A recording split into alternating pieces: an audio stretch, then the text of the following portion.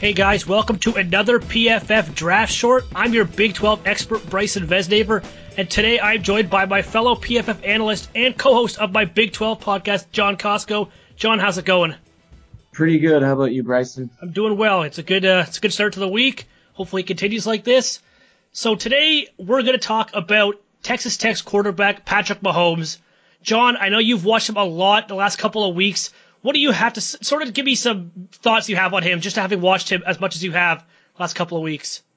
Yeah, so I would say right off the bat, when I started watching him, or before I even started watching him, when we were watching just in the season and grading him, I was thinking, he should be coming out.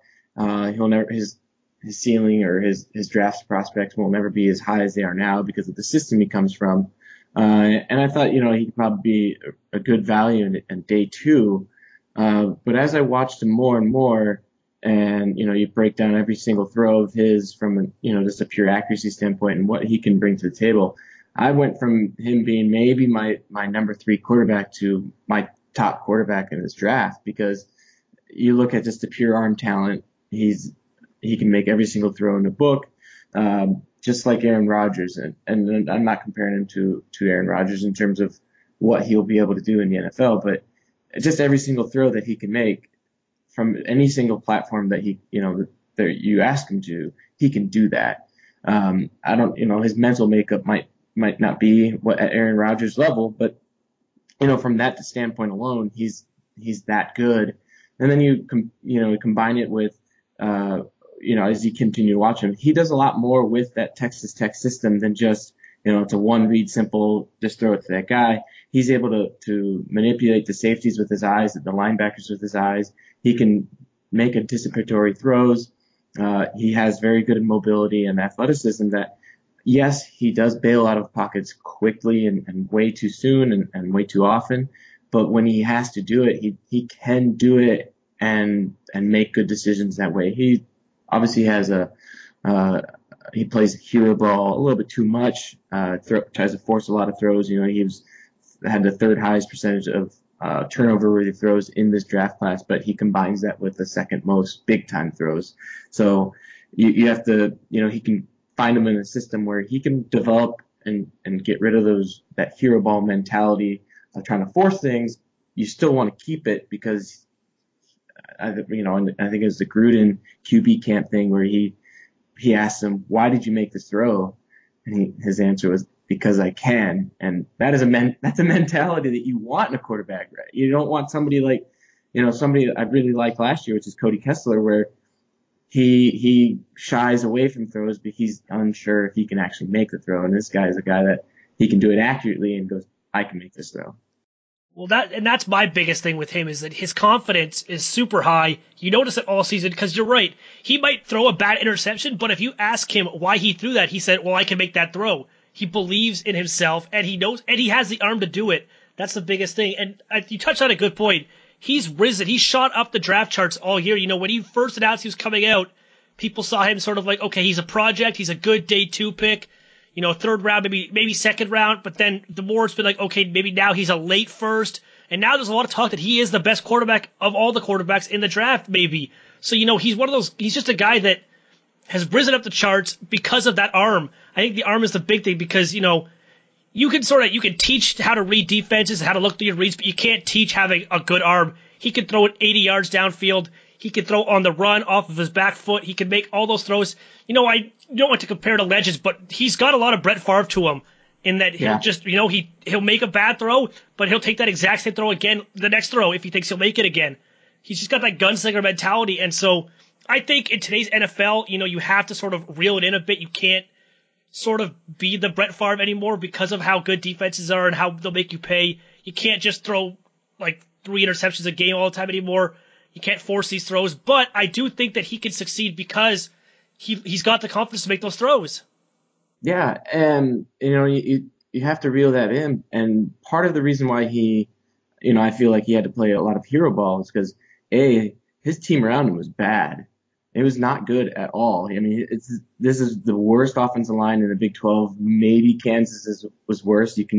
But when you You can argue compare, both, but yeah. yeah, you compare an offensive line to Kansas' offensive line, you're bad. It Yeah. doesn't there's Yeah. no it doesn't matter how bad it was. It was just really bad. So he had to, he was anticipating pressure before it came. So that's part of the reason why he was bailing out of the pocket a lot of the time. Yeah, and you look at what he was able to do from last year to this year.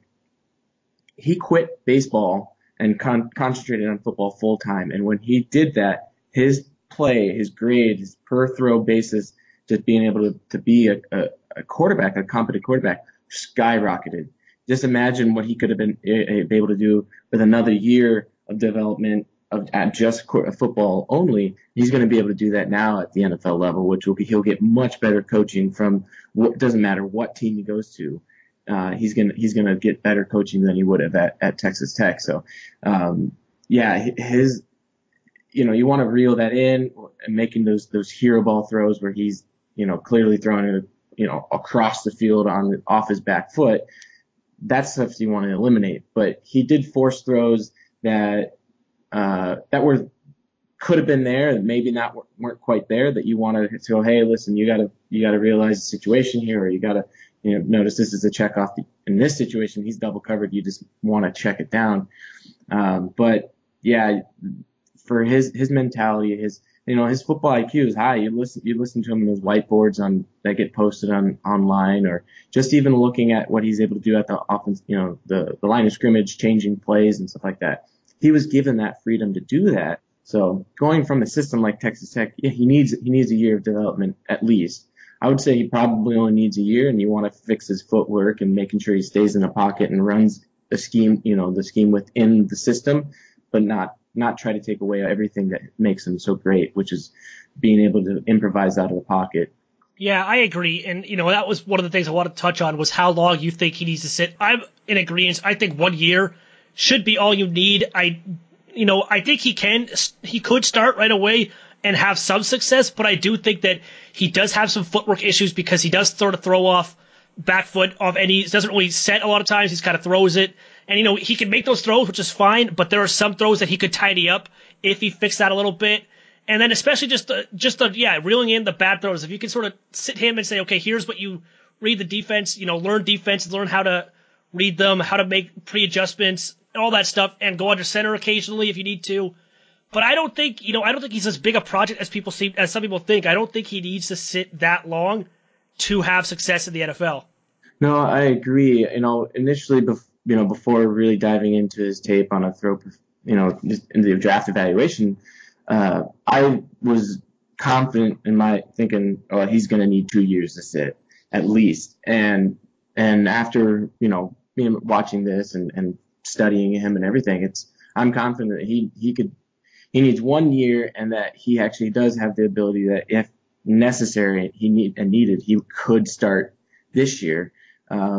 Obviously it's ideal to be able to sit a year because he has to clean up his footwork, which, you look at him, it's like 50-50 where he actually does show good footwork mechanics, but then for whatever reasons, he'll sit there and throw a 20-yard out with his feet, at shoulder width apart, facing, like why is he sitting like that? But the thing is, his arm is so good that he can do that. But, you look at his throwing motion mechanics, something that I think everybody looks at his footwork, and everybody knows it's a dumpster fire, and he needs to fix that. But you look at his throwing motion and his upper arm his front side is phenomenal. It's tight. It's perfect. He almost is able to use his throwing arm as a whip. And that's why his arm is so strong and so good, is because of that. His upper body is so good. It's that baseball pitcher in him that he's got going. That's what. Yeah. And whip. Yeah. And his upper body is really tight and fantastic. He needs to hold the ball a little bit higher, and he tends to hold on to the ball with one hand at a times, and that'll get him in trouble. But you teach him, you got to hold on the ball high, a little bit higher, closer to your chest instead of at your stomach level, and he'll be fine in that regard. But his mechanical issues that he needs to fix are nowhere near as bad as somebody like Deshaun Kaiser's, who has balance issues.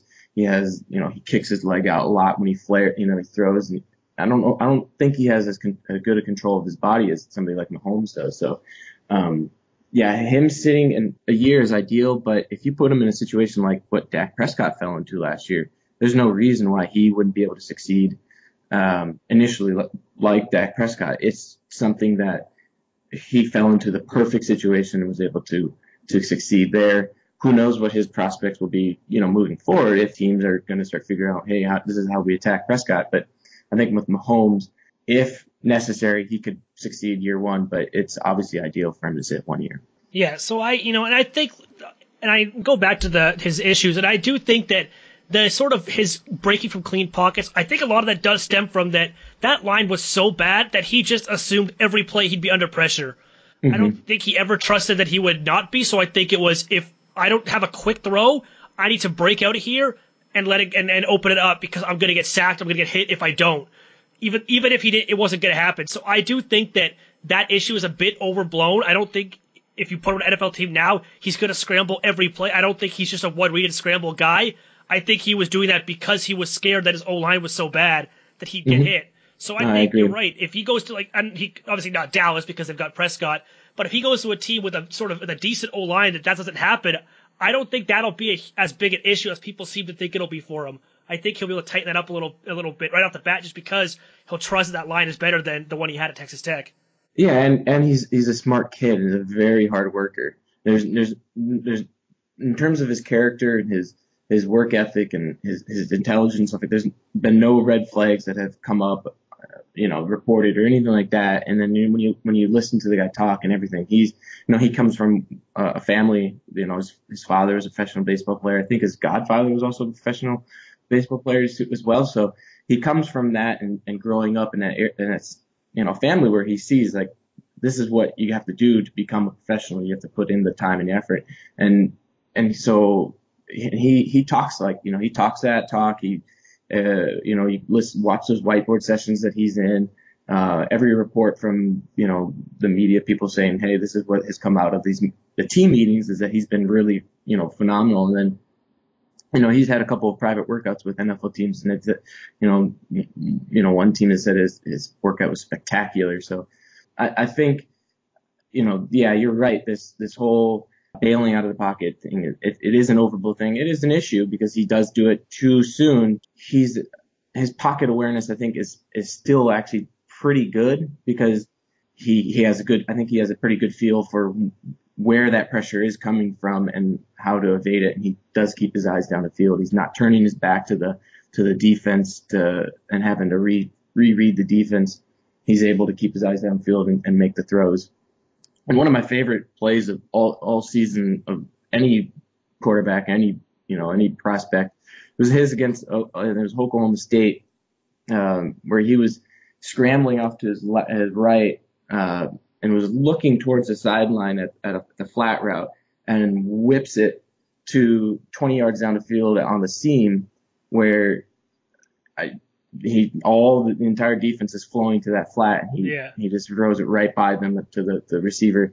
Being able to do something like that is you can't teach that. You really can't. So I love him as a prospect, and I think, like you compared him to Brett Favre earlier, and I'm not saying that he'll be Brett Favre, but he has that mentality where he can make every single throw. He can, I'd say he's a hybrid between Brett Favre and Aaron Rodgers in terms of what he brings to the table, and I think that's what his ceiling is that. So I think his only limit to being able to do that is A, getting on the right team, and B, himself. Yeah, I agree. So before we wrap it up, I'm going to give you a chance. What do you think the one team, just give me one team you think he would be perfect to be drafted on in this draft? The perfect team for him would probably be the Pittsburgh Steelers. Yeah. Because you can sit behind Big Ben, and I know Big Ben probably has another 3 years left in him, but he does contemplate retiring. He's contemplating retiring this year, but being able to sit behind Big Ben and develop behind him, Roethlisberger, he's not the most durable, so he would probably see the field for 3 or 4 games this year. But that's perfectly fine to do that as long as his Roethlisberger's injury is not bad. And then if that happens, you could see, hey, what type of progress is he making and everything. But it allows him to learn behind, a future Hall of Fame quarterback. And in a system that, Roethlisberger does his own improvisation, and moving in the pocket and stuff like that too. So, and it's also got an offensive line that's a top 5 unit in pass protection. So he would have the luxury to be able to, essentially go into a Dak Prescott situation like in Dallas, where you have a top 5 offensive line, be able to protect it, and you can stay in a pocket and not have to do all that bailing out of the pocket. So I think that's for him, that would be ideal. Yeah, I like that. I was going to say Pittsburgh is my number 1 team. I also think the Chiefs are a pretty interesting option. Alex Smith, I don't know how much longer he has. I also don't know how much the Chiefs think they could win with him. He's the master of the checkdowns, throwing it 3 yards on 3rd and 8. So, that would be a huge difference to go from Smith to Mahomes, who's going to throw it 30 yards on 3rd and 8. Yeah. Right. So and he could sit for a year. So I think that's an intriguing option. I do think Pittsburgh is the best option for him, though. And I would love to see him go there. I think that would be a real exciting offense if Ben sort of, as he often does, contemplate retirement. If he does retire in the next couple of years, you hand it over to Mahomes, and they've got a pretty good team. Yeah, I think with the Alex Smith situation being able to behind him, I think next year I haven't looked at his salary cap situation, but if they cut Alex Smith next year, that the cap hit is much, it's pretty low. It's not a huge dead cap space, but so that would be another situation. Yeah. He can, Andy Reid, he hasn't had a quarterback, I'd say, like Mahomes since Donovan McNabb. Yeah. So he does have that experience of being able to mold a quarterback in Mahomes' style. I think Mahomes is much more talented than McNabb was, but McNabb was the type of player that, he threw it deep really well and took those chances. Yeah. And so Andy Reid also learned under Mike Holmgren and was with Brett Favre at the same time. He was there too. So he has, that gunslinger mentality, saw it firsthand and helped firsthand to reel that in for Brett Favre. We'll see. Yeah, I agree. They got some good weapons there too. So I think we're going to wrap it up now. That was our talk on Mahomes. Remember, guys, check out, we have other draft short podcasts going up every day at this point. We're getting a bunch recorded. We're putting a bunch up. Remember, on our website, subscribe to our draft pass. We link it out on our Twitter every so often. You can follow me on Twitter at PFF_Bryson. I believe John's Twitter is PFF_John Costco. Am I right? That is correct. All right, so make sure you follow us, follow everyone else at PFF, and we'll talk to you later.